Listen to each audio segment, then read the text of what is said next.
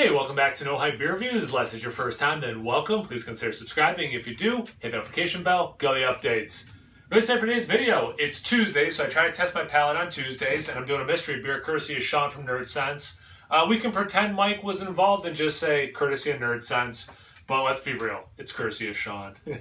Also, the glass is from Nerdsense, so the beer and the glass from those guys doing it proper. Some red duct tape.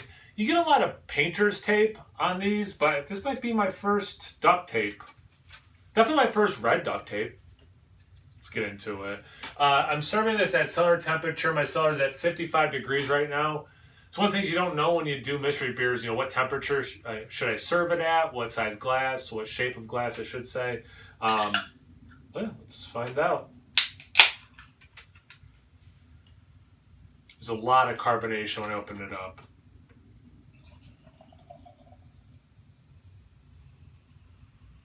It's going away quickly.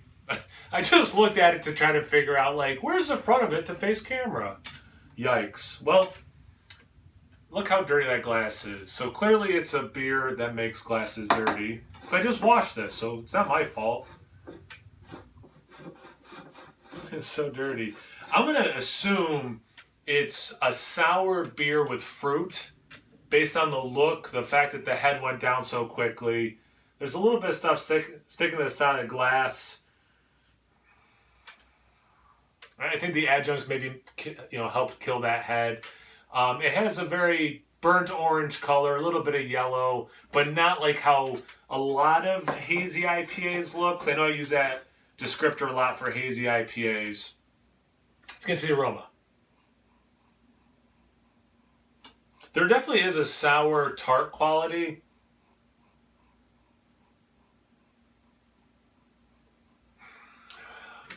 There's some fruit, but it's not like, because I was saying, when I looked at this, I assumed it was going to be some sort of fruited, I don't know, I'm overpronouncing it, fruited sour ale, but I'm not getting hit in the face with like, oh, I think this has passion fruit or whatever in it. Like, it's not. It's also, could also be a wild ale, actually. I don't know why I keep setting it down just to pick it back up again. There's a familiar thing. Man, what is that? Candied apricot, maybe? Let's get to the taste. Cheers.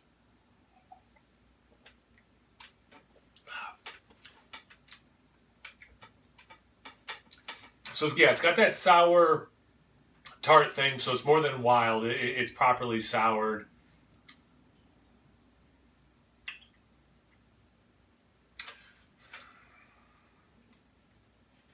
I mean, the aftertaste is very apricot-y, like apricot preserves. A little less sweet than that, but like it's very, just like the aroma, it's very apricot forward.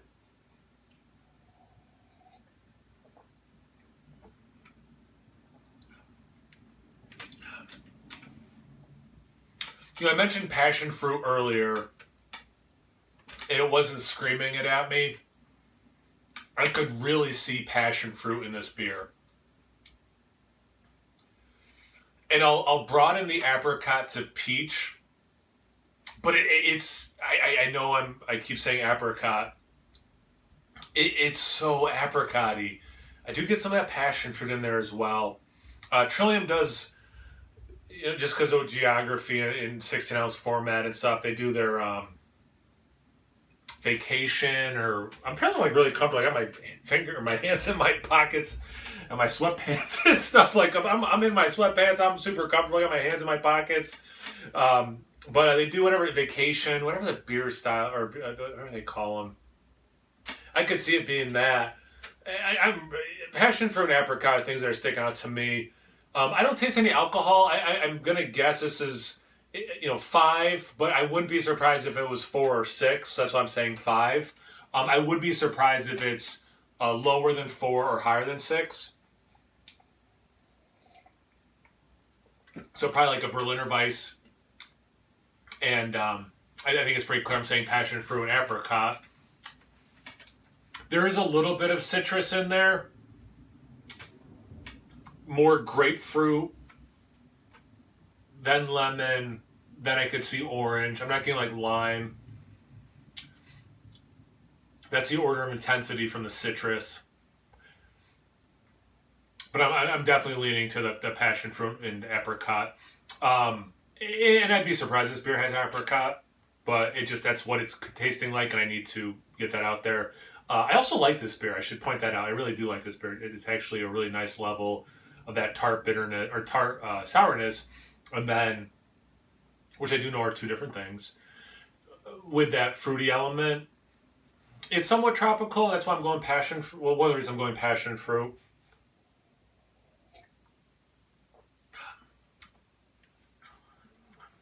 Maybe mango, not pineapple, not getting kiwi.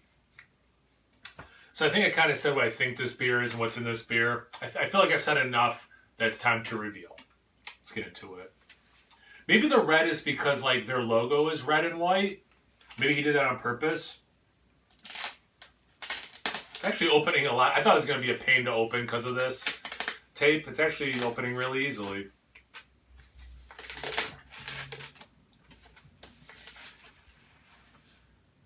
Well, it's not. It's a brewery, I don't know. Battery Steel. Okay. So it's not Trillium. It's not that vacation I was thinking of, whatever it's called. Fruited Goza with vanilla. Sean's going to have a field day with this. That's really just vanilla? There's no way. This is just vanilla. Fruited Goza with vanilla. I'll tell you what. Here's why Sean's going to have a field day with this. I'm the vanilla police. There's never enough vanilla in beer for me, it seems like. At no point did I think vanilla. I don't think it smells like vanilla. I don't think it tastes like vanilla. I don't know. Maybe they forgot to put vanilla in this can. That's probably the most logical explanation for the lack of vanilla aroma or taste. And if they're getting those kinds of fruit notes just from the base Goza, well done. I don't get the saltiness. I'm just looking for an ABV. I don't get a saltiness at all from it.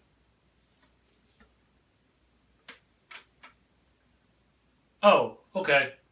So it does say some stuff on the bottom. It doesn't have the ABV. I'm glad I looked at the bottom. Whatever, I'll just read it. Coconut, tangerine, and pineapple. I mean, I explicitly said I don't taste any pineapple. Coconut, it did not cross my mind. I mean, I leaned a little bit into tropical, went other directions. I'll try it again. I don't get that. Tangerine, I mean, I talked about the intensities of citrus and went grapefruit and lemon over orange. Given the base beer with tangerine, okay, fair enough. I went more sour citrus like grapefruit and lemon. I'm okay with that. Judge away, that's fine. I'm okay with that. But vanilla, I don't know on what planet this beer tastes like vanilla at all. But yeah, I don't see an ABV on the bottom. I'll look it up or ask Sean. So when I post this, if I can get word on what the ABV is, I'll put that. But yeah, Goza. Okay, let me try it again, knowing what's in it. And there are chunks of things floating. I mentioned that earlier. I was taking a side glass. There are chunks. It's still so, even though, because sometimes what happens when you do this kind of a thing is once you know, you can kind of be like, oh yeah, I am getting that. I'm not getting anything other than like passion fruit and apricot. I'm not getting vanilla. I could see some of that sour tart citrus.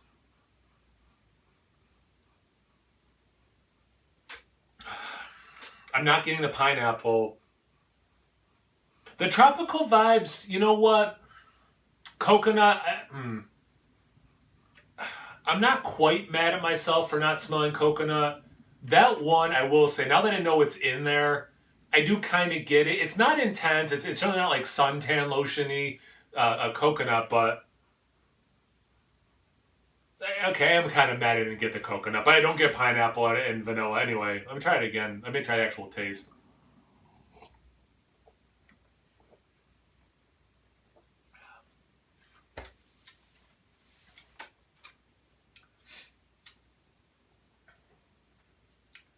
the aroma more than the taste. I get that coconut. There's that tropical element because of the sour tartness. My mind went passion fruit. I'm okay with that. I still maintain I would believe mango over pineapple in this beer.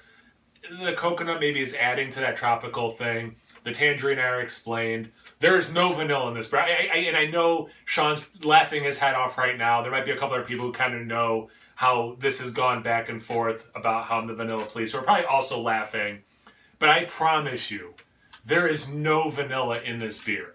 There is no taste or whiff of vanilla at all in this beer. I feel like this is false advertising. I feel like there's a lawsuit, maybe a class action lawsuit we could have against these guys. Battery Steel Brewing, Looming Illusion, and Goza. I don't get the salinity. It actually has me questioning if I know my styles. Gozas have salt. This doesn't taste salty. I don't know. Again, I like this beer. Like, don't get me wrong. I like the taste of this beer. It doesn't drink like a Goza. I don't know where this freaking vanilla is apparently. But anyway, I'm sure this video is long enough at this point. I'll wrap it up. Let me know how you think it in the comment section. That's probably fun, Make fun of me for being the vanilla police. I deserve it. If you've ever had this beer, anything from this brewery before, I'd be super curious what you have to say about it. Obviously, Sean, if you watch this, I'm sure you will, chime in. Once you're done laughing, chime in with anything worthwhile. Yeah, good beer. It's a really tasty beer. This is a conversation I know we've had before, and Sean and I, Mike, the Nerdsense guys and I, and some commenters and viewers and people. Do you judge a beer by what's in it, like what's listed? Do you judge a beer by what they tell you the tasting notes are? Does that factor in? Should it factor in? This beer's delicious. I'm not hating on the beer. This beer's delicious. I just not sure the adjuncts are coming through maybe the way I would want them to if I was a brewery and put them in there. But that's me. That's my blind take. Anything, everything, comment section below. Let's get a conversation going. Thanks again, Sean. Make sure you guys check out Nerdsense. Nerdsense.net for all their stuff. They're on Instagram, YouTube. I forget where else, but those two. It's the two I mostly use. Speaking of that, check me out on Instagram and Untappd. No hype beer reviews at both those places. So please like, comment, subscribe, and most importantly, imbibe. Cheers, everyone.